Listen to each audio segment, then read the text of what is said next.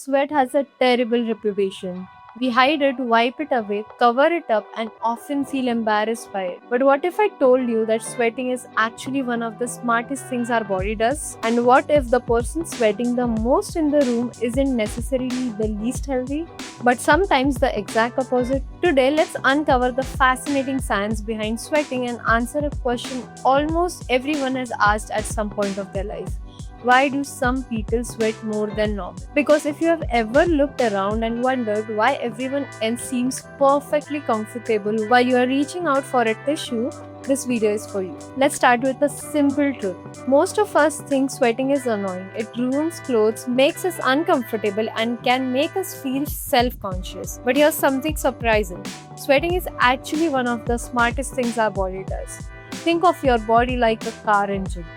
When an engine runs, it produces heat. Too much heat can damage it, so it needs a cooling system. Your body works in a similar way.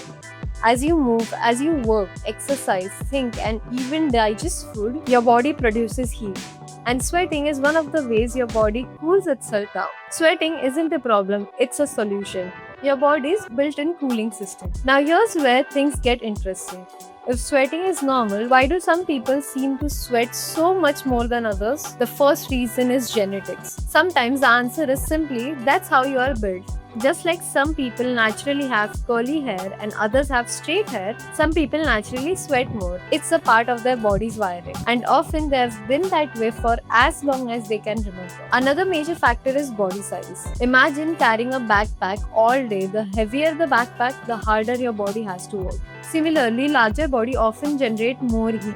And when more heat is produced, more cooling is needed, which can mean more sweating. Now here's something that surprises many people. Fit people often sweat more. Wait, isn't fitness supposed to make you sweat less?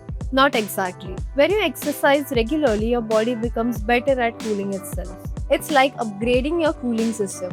Your body learns, let's start cooling earlier and more efficient, which means athletes and highly active people often begin sweating sooner than others. Not because they are unhealthy, but because the bodies have become very good at temperature control. Now let's talk about something we have all experienced: stress sweat. You know exactly what I'm talking about. You're about to give a presentation, or attend an interview, or go on a first date, or receive an important phone call, and suddenly your palms feel sweaty. Your forehead gets shiny. Your underarm becomes damp. The funny thing is that the room temperature hasn't changed, but your body reacts as if something important is happening. Because from your body's perspective, it is. When you're nervous, excited, or anxious, your body prepares itself for action. And sweating is often a part of that response, which explains why emotional sweating feels completely different from normal sweating. Now here's a question. Why do some people hardly sweat at all? At first glance, that might sound amazing. No sweat stains, no discomfort, no deodorant worries. But sweating exists for a reason. Remember that cooling system we talked about earlier? The body needs it. That's why sweating itself isn't the enemy. The goal isn't to never sweat. The goal is for your body to regulate itself properly. Now let's talk about weather. Have you ever noticed how different people react differently to heat? Some people seem perfectly comfortable in summer. Others start sweating the moment they step out. Part of this comes down to adaptation. If you have lived in a hot climate for years, your body often becomes better at handling heat. It's just similar to how people adapt to cold weather. The body is constantly learning from the environment, which means where you live can influence how your body responds to the temperature. Now here's something most people don't realize. What you eat and drink can also influence sweating. Ever eaten extremely spicy food? A few minutes later, your forehead starts sweating, and maybe your nose too, even though the weather hasn't changed. That's because your body reacts to certain foods in a unique way. The same can happen with hot beverages, caffeine, and other stimulants. It's just another reminder that sweating isn't only connected to the temperature. Many other different factors can also influence it. Now let's talk about one of the biggest misconceptions. Many people believe sweating more means they are burning more fat. Unfortunately, that's not how it works. When you sweat, you are mainly losing water, not the body fat. This is why people often see temporary weight changes after intense sweating. But once they rehydrate, much of that weight returns. So sweating more doesn't automatically mean you are losing more fat. It simply means your body is working hard to stay cool. Here's something more fascinating. The average person has millions of tiny sweat glands spread across their body. And I mean millions.